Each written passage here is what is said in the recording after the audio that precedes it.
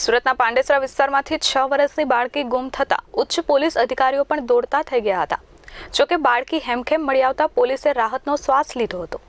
સુરતના પાંડેસરા વિસ્તારમાં આવેલા કર્મયોગી સોસાયટીમાંથી એક 6 વર્ષીય બાળકી ગુમ થઈ હતી. બાળકી ગુમ થઈ જતા પરિવાર ચિંતાતુર બન્યો હતો અને બાળકીની શોધખોળ હાથ ધરી હતી. જોકે બાળકીનો કોઈ પત્તો ન લાગતા પોલીસનો સંપર્ક કર્યો હતો. મામલાની ગંભીરતા જોઈ પોલીસે તાત્કાલિક ટીમ બનાવી બાળકીની શોધખોળ હાથ ધરી હતી. આ મામલે પોલીસના ઉચ્ચ અધિકારીઓ પણ દોડતા થઈ ગયા હતા અને બાળકીની શોધખોળ શરૂ કરી હતી. જોકે એક જાગૃત નાગરિકે બાળકીને જોતા તેને તાત્કાલિક પોલીસને જાણ કરી હતી. પોલીસે તાત્કાલિક ઘટના સ્થળે પહોંચી બાળકીનું પરિવાર સાથે મિલન કરાવ્યું હતું. જોકે બાળકી સહી સલામત મળી આવતા પરિવાર અને પોલીસે રાહતનો શ્વાસ લીધો હતો.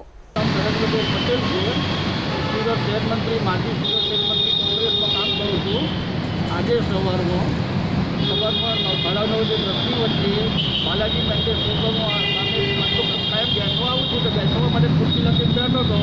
હવે સામે ઓવરબ્રિજની નીચે એક છોકરી નાની બેન રેલી લઈને બેઠેલી હતી. એની સાથે બે કામદાર કેટલા બધા બેઠેલા હતા. એટલે છોકરી રસ્તી કે એવું મને લાગ્યું એટલે મેં ઊભો થઈને તપાસ કરવા માટે આવ્યો તો છોકરી ઘરેથી ભાગીને આવી હતી. એના મમ્મી પપ્પા જોડે ઘેરે જવાનું એ છોકરી ના પાડે છે. તો મેં 100 નંબર પર કંટ્રોલ રૂમ પર ફોન કર્યો અને પોલીસવાળા ભાઈઓ બધા ઇમરજન્સીમાં તાત્કાલિક આવીને છોકરીને પ્રશ્ન જે સવાલ જવાબ કરવાના તે કરીને છોકરીને પોલીસ સ્ટેશન લઈ ગઈ. એ છોકરી જે કાલે ભાગેલી ફરિયાદ આવેલી પણ મને ખબર નથી. આ તો મેં આજે સવારમાં જોયું કે ભાઈ છોકરી આરેથી બેઠેલી છે એટલી એને રડતી હતી. એ હિસાબે મેં એને તપાસ કરી ભાઈ શું છે એટલે છોકરી ઘરેથી ભાગીને આવી હતી.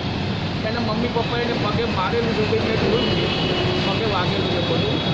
એટલે મેં પોલીસવાળા 100 નંબર પર ફોન કર્યો ભાઈ તમે આવીને છોકરી આરેથી બેઠેલી છે આવીને તમે તપાસ કરીને લઈ જાય. મયુર ઠક્કર, એશરણી ફોન ન્યૂઝ, સુરત.